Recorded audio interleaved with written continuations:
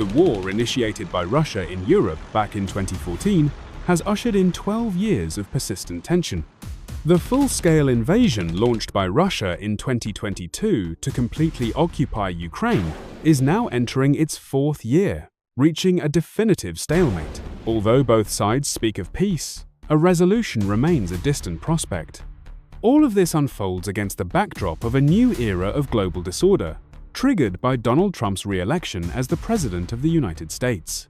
Following Trump's initial 2016 victory, The Independent famously wrote, "We have entered a post-truth world, and there is no turning back." Today, we are witnessing the full consequences of this post-truth reality. Set aside the political shifts of the last 3 decades, we are now navigating an era dictated not by the classical rules of international relations, but by a blunt and jarring new realism.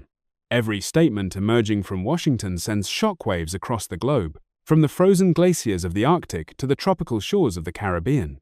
We see a surreal reversal of roles where Russia lectures the U.S. on human rights and international law, while Iranian officials speak of humanitarian values. This week's news cycle demonstrates that events are becoming increasingly critical and deadlocked. No territory is untouchable, no regime is permanent, and no conflict is local anymore. Everything is interconnected, and the most pivotal moves on this grand geopolitical chessboard are being made on European soil.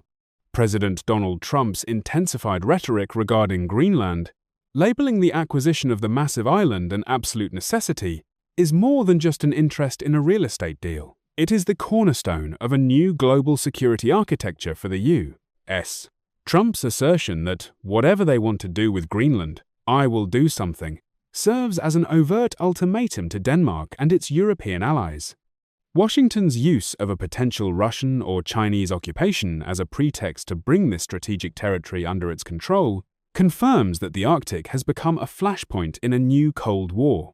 Interestingly, Greenlandic Prime Minister Mute Egede's expressed readiness to negotiate with Trump despite pressure from Copenhagen reveals significant cracks between Denmark's sovereignty claims and the realpolitik of Nuuk. Trump's refusal to rule out economic tariffs or even military measures against Denmark demonstrates that the concept of alliance in modern diplomacy is being replaced by a principle of obey or face the consequences. His threat to impose additional duties on goods passing through Greenland is a familiar display of Trumpian power. However, this time, French President Emmanuel Macron fired back sharply. Writing on X, Macron stated that threats of tariffs are unacceptable and groundless, warning that if such measures are confirmed, European nations will respond in a unified and coordinated manner. In response to Trump's Greenland ambitions, the traditional powers of Europe, the United Kingdom, and Germany are preparing countermoves. German Chancellor Merz's statement that he expects U.S. participation in the protection of Greenland is, in essence, an attempt to steer Washington away from a total ownership claim and back under the collective NATO umbrella. Similarly, military leaders from Britain and other European nations are drafting plans for a NATO mission on the island as a defensive bulwark against Trump's unilateral acquisition plan. German Foreign Minister Johann Wadephul's remark that the future of Greenland must be determined by the people of Greenland reminds us that democratic values still linger in the diplomatic lexicon. Yet, while these debates rage, the planned March visit by U.S. Special Envoy Jeff Landry and his confidence that a deal will happen suggest that high-stakes negotiations are nearing a conclusion behind the scenes. Trump remains firm that the U.S. must possess Greenland to prevent Russia or China from seizing a strategically located and mineral-rich territory. Conversely, Nordic diplomats have insistently stated that there is no Russian or Chinese threat in the region, fueling suspicions that Trump's arguments are built upon a manufactured threat. The ongoing hands-off Greenland protests in Greenlandic and Danish cities suggest that the grand designs formulated at the top may face fierce grassroots resistance. Russia's reaction to this Arctic struggle is characteristically sharp.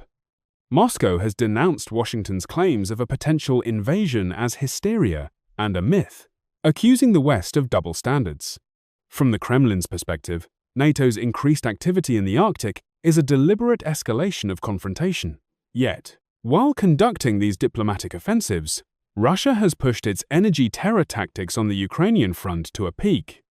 Although a local ceasefire was reached for repairs at the Zaporizhzhia nuclear power plant, a series of strikes on Ukraine's energy infrastructure has effectively plunged the country into darkness. Statements from Ukrainian officials that no fully operational power plants remain in the country prove that the war is no longer confined to the trenches. It is designed to systematically destroy the conditions for human life. The fact that ongoing peace talks in the US pulses are viewed as a distant prospect indicates that this tension will persist for some time. Another critical link in this global chaos is Iran. Tehran, Russia's closest strategic ally, has been shaken internally by massive protests since last December. Reports of over 5,000 dead, an internet blockade, and summary executions highlight the regime's attempt to create an information vacuum. While Trump's announcement of a stay on executions and Tehran's subsequent confirmation appear to be a form of diplomatic bartering, the continued bloodshed in the streets shows the regime is not backing down. Supreme Leader Khamenei's habit of blaming the U.S. and Israel for the unrest is a classic defense mechanism. But the scale and intensity of these protests suggest that old tropes are no longer enough to pacify the masses. Amidst these global shifts, the removal of Maduro and direct US intervention in the Americas are fundamentally altering the region's trajectory. The start of a new transition period under Delcy Rodriguez and the release of political prisoners signify Venezuela's transition toward total US oversight under the banner of democratization. Reuters' exposure of secret dialogues with Diosdado Cabello that began months ago proves once again that great powers never leave things to chance. Every revolution or regime change is backed by long-term, behind-the-scenes negotiations.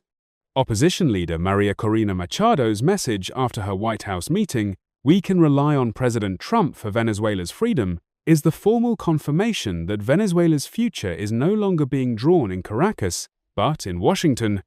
Everything is interconnected, from the glaciers of Greenland to the oil fields of Venezuela, from the power lines of Ukraine to the freedom squares of Iran. Donald Trump's foreign policy, built on acquisition and control, is relegating the diplomatic niceties of the old world to the archives of history. We are no longer mere observers of the news. We are living witnesses to the largest redistribution of property and influence in history.